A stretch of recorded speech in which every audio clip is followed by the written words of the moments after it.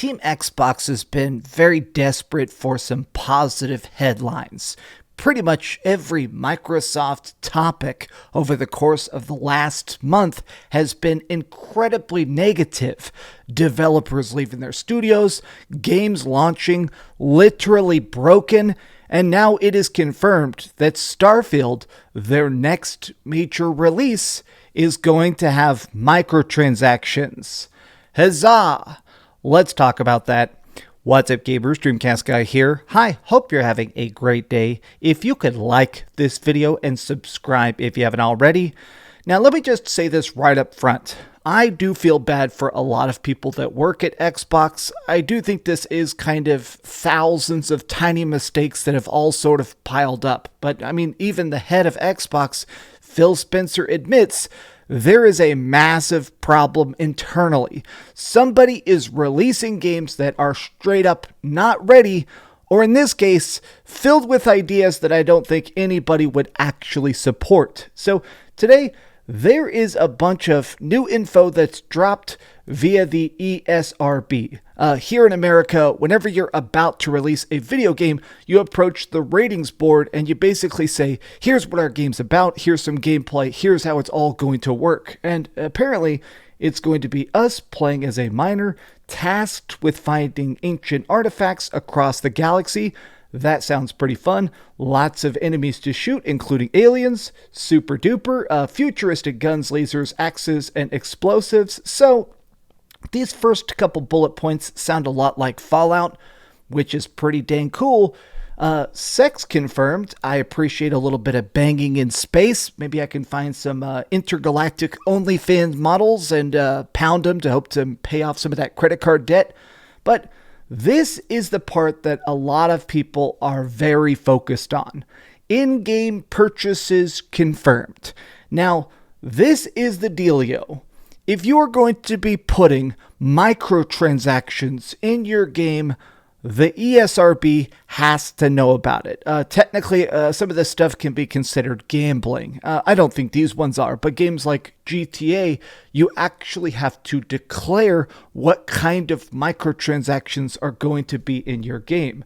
Now, reading the fine print of it, it does sound like this is very much pointing directly towards microtransactions. And to me, that does suck. This freaking industry, very much, I like this blurb here. People don't like microtransactions. It sucks that you would pay $70 for the game itself and then have to bit by bit pay for additional stuff, extra content.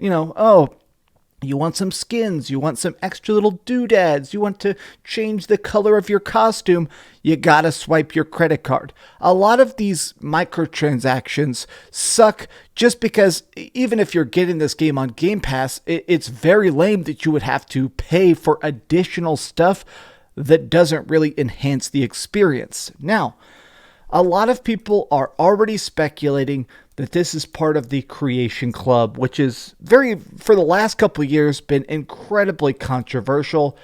The Creation Club is Bethesda's grand idea to sell paid mods. That's straight up what this is. You can see right here, the whole gimmick of it is paid mods. Fans of the games create outfits, create tiny quests, create tiny things like making it so you can make your Pit-Boy a different color in Fallout, and then they put that on the official Bethesda marketplace and other people can buy it. Now, here's why I think that sucks, is because honestly, this stuff feels like it should be free. If fans want to make mods for other fans, that's great. I mean, part of the longevity of Skyrim has been the fact that people are creating new classes, new areas, new weapons, new magic. People have actually done so much to overhaul Skyrim and really make it a better experience. Now, of course, Bethesda wins because people are going to buy Skyrim forever for those free mods. The Creation Club is trying to jump in there and charge people for what a lot of times are the worst mods in an effort to try and make themselves some extra profit. Now, the modders in this case do get paid part of it, but Bethesda gets a bigger chunk of the pie. even if we're just talking about Creation Club, even if we're just saying, okay, let's assume that Starfield is going to have the Creation Club and people are going to be buying and making mods for each other, I still don't like that. I still think that Starfield, right now, I fully believe Starfield is not even going to launch finished. People are actually making like little fan edits like, look, oh, is Starfield a Doom prequel? The gameplay they've shown for Starfield is so slow. It's so, well, I mean, it looks like it's stuck at like 22 frames a second. People are now editing the trailer to be double speed so it actually looks, fun and fast.